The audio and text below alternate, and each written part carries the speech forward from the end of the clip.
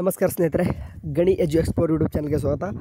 ಸರಿ, ಏನಪ್ಪ ಅಂತಂದರೆ ಇವಾಗೇನು ನೀವು ತಮ್ಮನೇಲಿ ನೋಡಿ ಬಂದಿದ್ದೀರಾ, ಅಬೌಟ್ 20,000 ರೂಪಾಯಿದೊಂದು ಸ್ಕಾಲರ್ಶಿಪ್ಪು.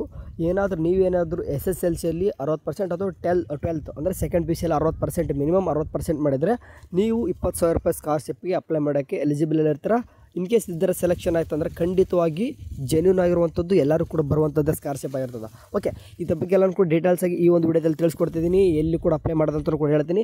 ಯಾರಾದರೂ ನಮ್ಮ ಚಾನಲ್ಗೆ ಫಸ್ಟ್ ವಿಸಿಟ್ ಕೊಡುತ್ತೆ ಅಂದರೆ ಒಂದೇ ಒಂದು ಸಬ್ಸ್ಕ್ರೈಬ್ ಮಾಡೋ ಮೂಲಕ ಸಪೋರ್ಟ್ ಮಾಡಿರಿ. ಆ್ಯಂಡ್ ವಾಟ್ಸಪ್ ಚಾನಲ್ ಕೂಡ ಜಾಯ್ನ್ ಆಗಿಬಿಡಿ. ಸರಿ, ಇವಾಗ ಡೈರೆಕ್ಟಾಗಿ ವಿಷಯಕ್ಕೆ ಬರೋದಂತಂದರೆ ವಿದ್ಯಾರ್ಥಿ ವೇತನದ ಹೆಸರು ಬಂದುಬಿಟ್ಟು ಕಾಣಿಸ್ತಿದ್ದೀನಿ ನೀವು ಸ್ಕ್ರೀನ್ ಮೇಲೆ. RBL ಬ್ಯಾಂಕ್ ಶಿಕ್ಷಾ ವಿದ್ಯಾರ್ಥಿ ವೇತನ 2024-25 ಅಂತ ಇದೆ. ಯಾರು ಕೂಡ ವೆರಿ ಬೇಡ, ಅಂದರೆ 2025-26 ಆಗಬೇಕಿತ್ತಲ್ಲ ಅಂತ ಕೇಳ್ಬೋದು. ಬಟ್ 2024-25 ಅಂತಲೇ ಬರ್ತದೆ, ಅಂದರೆ ಅಕಾಡೆಮಿಕ್ ಇಯರ್ ಆ ರೀತಿ ಆಗುತ್ತೆ. ಸರಿ, ಏನಾಗಲಿ ವಿವರಣೆ ಬಂದುಬಿಟ್ಟು ಯಾರಿಗೆ ಬರ್ತಾಯಿದೆಯಪ್ಪ ಅಂತಂದರೆ ಪದವಿ ಪೂರ್ವ ವಿದ್ಯಾರ್ಥಿಗಳಿಗೆ RBL ಬ್ಯಾಂಕ್ ವಿದ್ಯಾರ್ಥಿ ವೇತನ ಯೋಜನೆ ಅಂತ ಬಂದು ಅವರು ಕೊಡ್ತಿದ್ದಾರೆ. ಅಂದರೆ ಅರ್ಹತಾ ಮಾನದಂಡ ನಿಮ್ಗೆ ಹೇಳ್ದಂಗೆ SSLC ಏನಾದರೂ 60% ಮಿನಿಮಮ್ಮು, ಆ್ಯಂಡ್ 12ನೇ ತರಗತಿಯಲ್ಲಿ ಕನಿಷ್ಠ 60%. ನೀವೇನಾದರೂ SSLC ಮತ್ತು PUC ಮಿನಿಮಮ್ 60% ಏನಾದರೂ ಪಾಸ್ ಆಗುತ್ತೆ ಅಂದರೆ ನೀವು ಅಪ್ಲೈ ಮಾಡ್ಬೋದು. ಓಕೆ, ಕನಿಷ್ಠ ಅರ್ಹತೆಯ ಮಾನದಂಡ ನಿಮ್ಗೆ ಗೊತ್ತಿರಬೇಕು. ಕೋರ್ಸ್ ಮಟ್ಟ ಪದವಿ ಪೂರ್ವ ಅಂತ ಹೇಳ್ತಾರೆ, ಅಂದರೆ ಡಿಗ್ರಿ ಅಂತ ಹೇಳ್ತಾರೆ. ಯಾರು ಅಪ್ಲೈ ಮಾಡ್ಬೋದು ಅಂತಂದರೆ ಎಲ್ಲರೂ ಕೂಡ, ಅಂದರೆ ಮೇಲ್ ಫಿಮೇಲ್ ಅಂತ ಏನಿರಲ್ಲ, ಎಲ್ಲರೂ ಕೂಡ ಅಪ್ಲೈ ಮಾಡ್ಬೋದು. ಯೋಜನೆಯ ವಾರ್ಷಿಕ ಅಂದರೆ ಎಲ್ಲರೂ ಕೂಡ ಅಪ್ಲೈ ಮಾಡ್ಬೋದು. ಆ್ಯಂಡ್ ಅದೇ ರೀತಿಯಾಗಿ ನೀವು ಮಿನಿಮಮ್ ನಿಮ್ಮದು ವಾರ್ಷಿಕ ಆದಾಯ 4 ಲಕ್ಷಕ್ಕಿಂತ ಕಡಿಮೆ ಇರಬೇಕು. ಕುಟುಂಬ ಅಂದರೆ ಇನ್ಕಮ್ ಸರ್ಟಿಫಿಕೇಟಲ್ಲಿ ಅಷ್ಟು ತೋರಿಸ್ತಿರ್ಬೇಕು. ಆ್ಯಂಡ್ ಆರ್ಥಿಕ ವರ್ಷ ಅಂದರೆ 2024-25 ಕನ್ಸಿಡರ್ ಮಾಡ್ತಿದ್ದಾರೆ. ಓಕೆ, ಪ್ರಾರಂಭ ದಿನಾಂಕ ಯಾವಾಗ ಅಪ್ಲಿಕೇಶನ್ ಸ್ಟಾರ್ಟ್ ಆಗಿದೆಪ್ಪ ಅಂತಂದರೆ ಇವಾಗ. ಓಕೆ, 31/1/2025 ಸ್ಟಾರ್ಟ್ ಆಗಿದೆ. ಆ್ಯಂಡ್ ಎಲ್ಲಿವರೆಗೂ ಕೂಡ ನಿಮಗೆ ಅಪ್ಲಿಕೇಶನ್ ಹಾಕ್ಬೋದು ಅಂತಂದರೆ ಇದೇ ಫೆಬ್ರವರಿ 28ರವರೆಗೂ ಕೂಡ ಸಾಧ್ಯವಾದಷ್ಟು ಎಷ್ಟು ಸಾಧ್ಯ ಆಗುತ್ತೋ ಅಷ್ಟು ಕೂಡ ಅಪ್ಲಿಕೇಶನ್ ಹಾಕಿರಿ. ನಿಮ್ಮ ಫ್ರೆಂಡ್ಸು ಕೂಡ ಸಾಧ್ಯವಾದಷ್ಟು ತಿಳಿಸ್ರಿ. ಓಕೆ, ನೆಕ್ಸ್ಟ್ ವಿದ್ಯಾರ್ಥಿ ವೇತನದ ಮೊತ್ತ ಬಂದುಬಿಟ್ಟು ಓಕೆ ನಿಮ್ಗೆ ಎಷ್ಟು ಬರುತ್ತೆ ಅಂತ ಹೇಳಿದ್ದೆ ನಾನು. 20,000 ರೂಪಾಯಿ ಅಂತಂದರೆ 20,000 ರೂಪಾಯಿ ಅಪ್ ಟು 20,000 ರೂಪಾಯಿ. ಓಕೆ, ಅಪ್ ಟು ಅನ್ನೋ ಬಂದು 20,000 ರೂಪಾಯಿನೇ ಬರೋದು. ಓಕೆ, ಅದಾದ ತಕ್ಷಣ ಪದೇ ಪದೇ ಕೇಳಲಾಗುವ ಪ್ರಶ್ನೆಗಳೇನಪ್ಪ ಅಂತಂದರೆ ಹುಡುಗರು ಯಾರು ಅರ್ಜಿ ಸಲ್ಲಿಸಬೇಕು? ಪದವಿ ಕೋರ್ಸ್ಗಳ ಅಡಿಯಲ್ಲಿ ಪೂರ್ಣ ಸಮಯ 3 ವರ್ಷಗಳನ್ನು ಓದುತ್ತಿರುವ ವಿದ್ಯಾರ್ಥಿ ಮತ್ತು ಪ್ರಸ್ತುತ ಅವರ ಮೊದಲ ವರ್ಷದ ಪದವಿ. ಈಗ ಯಾರಾದರೂ ಡಿಗ್ರಿ BA BCom BSc ಮಾಡ್ತಂತಂದರೆ ನೀವು ನೀವೇನಾದರೂ ಫಸ್ಟ್ ಇಯರ್ ಇದ್ದಾಗ ಮಾತ್ರ ಅಪ್ಲೈ ಮಾಡೋಕ್ಕೆ ಬರ್ತದೆ. ಇನ್ ಕೇಸ್ ನೀವೇನಾದರೂ ಸೆಕೆಂಡ್ ಇಯರ್ ಥರ್ಡ್ ಇಯರ್ ಬಂದಿತ್ತಂದರೆ ನಿಮಗೆ ಬರಲ್ಲ. ಓಕೆ, ನೆಕ್ಸ್ಟು ನಾನು ಸ್ಕಾಲರ್ಶಿಪ್ ಫಾರ್ಮ್ನೊಂದಿಗೆ ಯಾವ ದಾಖಲೆಗಳನ್ನು ಸಲ್ಲಿಸಬೇಕು ಅಂತ ಕೇಳಿದ್ದಾರೆ.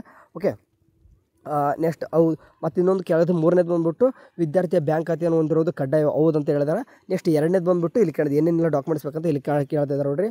ಏನಪ್ಪ ಅಂತಂದರೆ ಅರ್ಜಿದಾರರ ಫೋಟೋ ಅಂದರೆ ಪಾಸ್ಪೋರ್ಟ್ ಸೈಜ್ ಒಂದು ಫೋಟೋ ಬೇಕಾಗ್ತದೆ. ಆ್ಯಂಡ್ ಗುರುತಿನ ಪುರಾವೆಯಲ್ಲಿ ನಿಮಗೆ ಪ್ಯಾನ್ ಕಾರ್ಡ್ ಕೊಡ್ತಿರೋದು, ವೋಟರ್ ID ಕೊಡ್ತಿರೋದು, ಯಾವುದೋ ನಿಮ್ದು ಆಧಾರ್ ಕಾರ್ಡ್ ಅಂತ ಕೊಟ್ಟರೆ ಒಟ್ಟು ಏನೋ ಒಂದು ನಿಮ್ದು ಐಡೆಂಟಿಟಿ ಪ್ರೂಫ್ ಬೇಕು. ನೆಕ್ಸ್ಟ್ ಆದಷ್ಟು ವಿಳಾಸದ ಪುರಾವೆ ಅಂದರೆ ವಿಳಾಸದ ಪ್ರೂಫ್ ಬೇಕು. ಅದೊಂದು ನಿಮಗೆ ಅದಕ್ಕೋಸ್ಕರ ನೀವು ಬ್ಯಾಂಕ್ ಪಾಸ್ಬುಕ್ ಕೊಡ್ತಿರೋ ಅಥವಾ ಏನಾದರೂ ಓಕೆ ವಿಳಾಸ ಒಂದು ಅಡ್ರೆಸ್ ಪ್ರೂಫ್ ಏನಾದರೂ ಕೊಡ್ರಿ. ಓಕೆ, ಆದಷ್ಟು ನಿಮ್ಮ ಆಧಾರ್ ಕಾರ್ಡ್ ಕೊಟ್ಬಿಟ್ರೆ ಬೆಟ್ರ್. ಗುರುತಿನ ಪುರಾವೆಯಲ್ಲಿ ನಿಮ್ಮ ಪ್ಯಾನ್ ಕಾರ್ಡ್ ಅಥವಾ ವೋಟರ್ ID ಯಾವುದಾದ್ರೂ ಇರ್ತಂದ್ರೆ ಕೊಡಿ.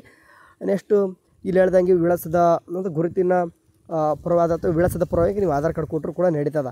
ನೆಕ್ಸ್ಟ್ ಬ್ಯಾಂಕ್ ಪಾಸ್ಬುಕ್ ಅಂತ ಕೇಳಿದರೆ ಬ್ಯಾಂಕ್ ಪಾಸ್ಬುಕ್ಕು ಮೊದಲ ಪುಟ ಓಕೆ ಅಂದರೆ ಕೊನೆಯ 1 ತಿಂಗಳ ಬ್ಯಾಂಕ್ ಸ್ಟೇಟ್ಮೆಂಟ್ ಬೇಕಾಗ್ತದೆ. ಅಂದರೆ ನೀವು ಪಾಸ್ಬುಕ್ಕಲ್ಲಿ ನೀವೇನಾದರೂ ಸ್ಟೇಟ್ಮೆಂಟ್ ಇರ್ತಲ್ಲ ಅದು ಬೇಕಾಗ್ತದೆ. Front page at least front page ಆದರೂ ಫೋಟೋ ಬೇಕಾಗ್ತದೆ. ನೆಕ್ಸ್ಟ್ ಶಿಕ್ಷಣ ಪ್ರಮಾಣ ಪತ್ರಗಳು ಬೇಕಾಗ್ತದೆ. ಅಂದರೆ 10ನೇ ತರಗತಿ ಮತ್ತು 12ನೇ ತರಗತಿ ಮತ್ತು ಸೆಮಿಸ್ಟರ್ ಏನಾದರೂ ಇನ್ ಕೇಸ್ ಫಸ್ಟ್ ಸೆಮಿಸ್ಟರ್ ಮುಗಿದು ಸೆಕೆಂಡ್ ಸೆಮಿಸ್ಟರ್ ಮುಗಿತು ಬಂದರೆ ಫಸ್ಟ್ ಸೆಮಿಸ್ಟರ್ದು ಮಾರ್ಕ್ ಶೀಟ್ ಬೇಕಾಗ್ತದೆ. ಇಲ್ಲ ಇದೀಗ ತಾನೇ ಫಸ್ಟ್ ಸೆಮಿಸ್ಟರ್ ಇದ್ದೀನಪ್ಪ ಅಂತಂದರೆ ನಿಮ್ಮದು SSLC ಮತ್ತು PUCದು ಅಂಕಪಟ್ಟಿ ಅಂತ ಏನು ಕರಿತೀವಿ ಅಂದರೆ ಮಾರ್ಕ್ ಶೀಟ್ ಬೇಕಾಗ್ತದೆ. ಎಷ್ಟು ಆದಾಯದ ಪುರಾವೆ ಅಂದರೆ ಇನ್ಕಮ್ ಸರ್ಟಿಫಿಕೇಟ್ ಹೇಳಿದೆ ನಾನು 4 ಲಕ್ಷಕ್ಕಿಂತ ಕಡಿಮೆ ಇರಬೇಕಂತ ಹೇಳಿದೆ.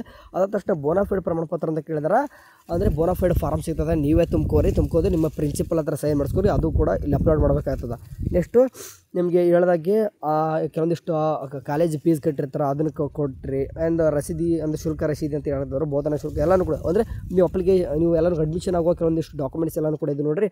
ಅವು ಅಡ್ಮಿಷನ್ ಆಗುವಾಗ ಏನೇನೆಲ್ಲ ನಿಮಗೆ ಫೀಸ್ ಕಟ್ಟಿದ್ದಾಗಿರ್ಬೋದು ಕೆಲವೊಂದಿಷ್ಟು ಇದೆಲ್ಲ ಕಟ್ಸ್ಕೊಂಡಿರ್ತಾರೆ, ಅದನ್ನೆಲ್ಲ ಕೂಡ ಕೊಡಿ. ನೆಕ್ಸ್ಟು ಇದು ನೋಡಿರಿ ಹೇಳಿದ್ರೆ JPEG PNG ಫಾರ್ಮ್ ಒಳಗೆ ಇರಬೇಕಂತ. PNG ಫಾರ್ಮ್ ಒಳಗೆ ಇದನ್ನ ಅಪ್ಲೋಡ್ ಮಾಡಬೇಕು ಫೈಲ್ ಮುಖಾಂತರ. ಓಕೆ, ನಿಮಗೆ ಫೋನಲ್ಲಿ PNG ಮಾಡೋಕ್ಕೆ ಬರಲಿಲ್ಲ ಅಂತಂದರೆ ಗೂಗಲ್ ಹೋಗಿಬಿಟ್ಟು PNG ಮೇಕರ್ ಅಂತ ಬರ್ತದೆ, ಅದ್ರಾಗ ಹೋಗಿ ಮಾಡಿಕೊಂಡು ಅಪ್ಲೋಡ್ ಮಾಡ್ಬೋದು. ನೆಕ್ಸ್ಟ್ ಏನಪ್ಪ ನಿಯಮಗಳು ಏನಂತಂದರೆ ಇಲ್ಲಿ ಕಾಣಿಸ್ತಿದೆ ನೋಡಿರಿ, ಡೀಟೇಲ್ಸ್ ಓದ್ತೀನಿ ನಿಮಗೆ. ಅಂದರೆ ಇಲ್ಲಿ ಏನು ಬರೆದಿದ್ದಾರಪ್ಪ ಅಂತಂದರೆ ನಾನು ಇದಕ್ಕೆಲ್ಲನೂ ಕೂಡ ಒಪ್ಕೊಂಡಿದ್ದೀನಿ. ನಾನು ಎಲ್ಲನೂ ಕೂಡ ಇದಕ್ಕೆ ಅಂದರೆ ಇದೆಲ್ಲನೂ ಕೂಡ ಅಪ್ಲಿಕೇಶನ್ ಹಾಕುವಾಗ ನನಗೆ ಎಲ್ಲನೂ ಕೂಡ ಸಮ್ಮತಿ ಇದೆ. ಇನ್ ಕೇಸ್ ಏನಾದರೂ ತಪ್ಪಿತ್ತಂದರೆ ನೀವು ರಿಜೆಕ್ಷನ್ ಕೂಡ ಮಾಡ್ಬೋದು ಅಂತಂದು ಈ ರೀತಿ ಒಂದು ನಿಯಮಗಳು ಷರತ್ತುಗಳು ಕೊಟ್ಟಿದ್ದಾರೆ. ಅದಾದ ತಕ್ಷಣ ವ್ಯಕ್ತಿಯನ್ನು ಯಾವ ರೀತಿ ಸಂಪರ್ಕಿಸಬೇಕು ಅಂತ ನೀವು ಕೇಳಿದ್ರೆ ಕೆಳಗಡೆ ಒಂದು ವಿದ್ಯಾರ್ಥಿ ಕಾಣ್ತಿದ್ದ ಪ್ರೋಟೀನ್ ಟೆಕ್ .in ಅಂತ ಕಾಣಿಸ್ತಿದೆ. ಇಮೇಲ್ ಮುಖಾಂತರ ಮಾಡ್ಬೋದು. ಓಕೆ, ಇದಿಷ್ಟು ಹೇಳಿದೆ ನಾನು. ಅಪ್ ಟು 20,000 ರೂಪಾಯಿವರೆಗೂ ಬರುವಂಥ ಸ್ಕಾಲರ್ಶಿಪ್ಪು. ಯಾವ ರೀತಿ ಅಪ್ಲಿಕೇಶನ್ ಹಾಕ್ಬೇಕಂತಂದರೆ ನೀವು ನೋಡಿ ಇದ್ರದ್ದು ಒಂದು ಲಿಂಕ್ ಕೊಡ್ತೀನಿ. ಓಕೆ, ಕಾಣಿಸ್ತಿದೆ ನೋಡಿ ವಿದ್ಯಾಸಾರಥಿ ಲಾಗಿನ್ ಲಿಂಕ್ ಕೊಡ್ತೀನಿ. ಯಾರೆಲ್ಲ ಲಾಗಿನ್ ಆಗಿಲ್ಲಪ್ಪ ಅಂತಂದರೆ ಈ ಜಸ್ಟ್ ಮೊದಲು ಸೈನಪ್ ಆಗಿರಿ. ಸೈನಪ್ ಆದ ತಕ್ಷಣ ನೆಕ್ಸ್ಟ್ ಲಾಗಿನ್ ಆಗಿಬಿಟ್ಟು ಆಮೇಲೆ ಏನೇನೆಲ್ಲ ಕೇಳ್ತು ಡೀಟೇಲ್ಸಾಗಿ ಹಾಕ್ರಿ. ಫಸ್ಟ್ ಟೈಮು ಇಂಪಾರ್ಟೆಂಟು ನಾನು ಹೇಳ್ದಂಗೆ ಇದು ಬಡ್ಡಿ ಪೋಸ್ಟ್ ಸ್ಟಡಿ ಬೇರೆ. ಓಕೆ, ಬಡ್ಡಿ ಪೋಸ್ಟ್ ಸ್ಟಡಿದಲ್ಲಿ ಅವೇ ಬೇರೆ, ಬಟ್ ವಿದ್ಯಾ ಸಾರಥಿನೇ ಬೇರೆ.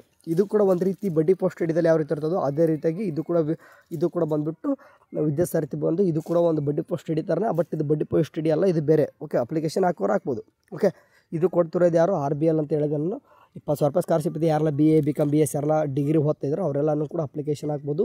ಒಳ್ಳೆ ಆಪರ್ಚುನಿಟಿ. ಯಾರೆಲ್ಲ SSLC ಸ್ವಲ್ಪ ಚೆನ್ನಾಗಿ ಮಾರ್ಕ್ಸ್ ತೊಗೊಂಡಿತ್ತಂದರೆ ನಿಮ್ಮ ಮೆರಿಟ್ ಬೇಸ್ಡ್ ಕೊಡ್ತಾರೆ.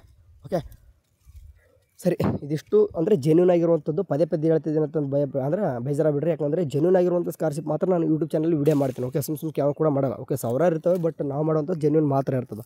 ಓಕೆ, ಏನಾಗಲಿ ಲಿಂಕ್ನ ಡಿಸ್ಕ್ರಿಪ್ಷನ್ ಅಥವಾ ಕಾಮೆಂಟ್ ಬಾಕ್ಸಲ್ಲಿ ಕೊಟ್ಟಿರ್ತೀನಿ. ಆ್ಯಂಡ್ ವಾಟ್ಸಪ್ ಚಾನಲ್ ಕೂಡ ಜಾಯ್ನ್ ಆಗಿ. Thank you for watching. Next day bye.